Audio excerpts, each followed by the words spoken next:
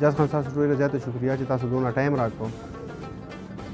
څنګه چې تاسو وویل چې حیات شهید د هغوی په دې ملک کې په دې پښتونخوا کې د هغوی څه یو داسې کار او د دومره ټایم چې کوم دی 46 برسی د هغوی هر کال چې کوم دی هغه برسی مناول کېږي. د هغې د مقصد دا دی چې حیات شهید هغه د قومي وطن پارټي شهید نو، هغه د پیپل پارټۍ شهید نو، هغه د ټول پښتونخوا شهید و. په پښتونخوا کې لومبي شهید چې کوم دی حیات خان شهید و. هغه په ډېر کم عمر کې هغه کوم سیاست میدان ته ووتلو.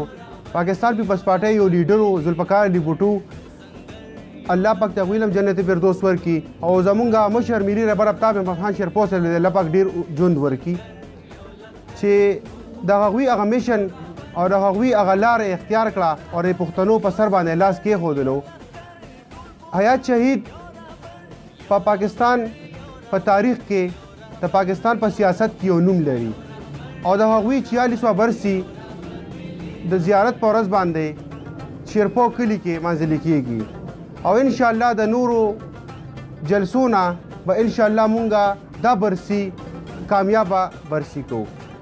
انشاءالله زه د خپل طرف نه د وطنپال یوت ډسټرکټ 403 د یوت د طرف نه او د خپلو ملګرو طرف نه زه د ټول پښتونخوا ته او زمونږ څومره زمونږ د خلکو د اواز اوري زه ټولو پښتنو ته د خپل طرف نه دا ویل غواړم چې په دې برسۍ کې شرکت وکړي ولې چې دا شهید د پښتنو شهید دی او د پښتنو لپاره شهید شوی دی. مونږ جی د دې ټایم کې د سلمان دانستی په حجره کې ناستو پی کې 57 کې دې نه مخکې د باچاهان یونیورسټۍ کې هم زمونږ میټینګونه وشو. په دې کې په هر یو حلقو کې زمونږ د وطنپال یوت طرف نه میټینګونه شو.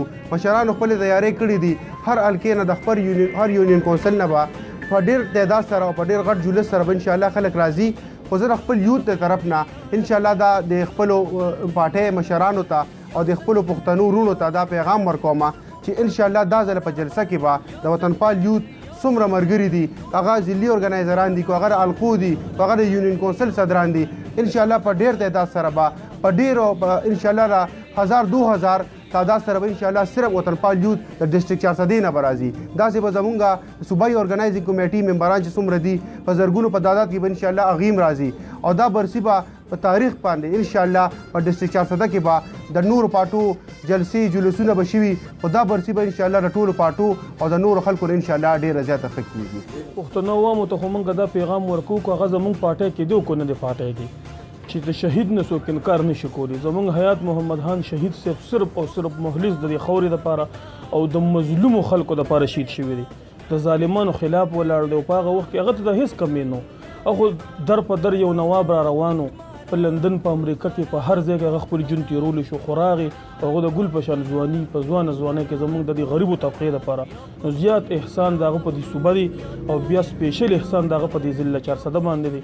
نو زه هرې پارټۍ ولاته یم چې دا د پارټۍ خبرې نه دي، دا د شهید خبرې دي. هغه یو غیر جانبداره سړی د غریبانانو دپاره شهید شوی دی. نو موږ سره یې د زیارت په ورځ باندې په دې برسۍ کې شرکتي توغندې لري.